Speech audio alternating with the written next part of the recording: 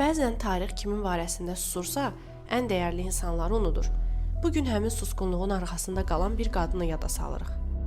Sona İskəndər qızı, elmə, sənətə, musiqiyə, maarifə heyran bir qız idi.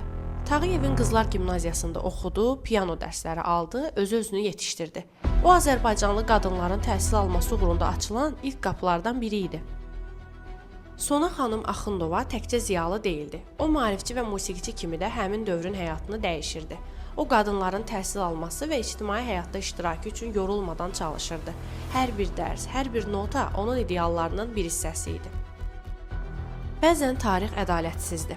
Sovet dövründə ziyalı qadınların adları çox zaman kölgəyə çəkilirdi. Sona xanımın həyat işığı da illər keçdikcə soldu.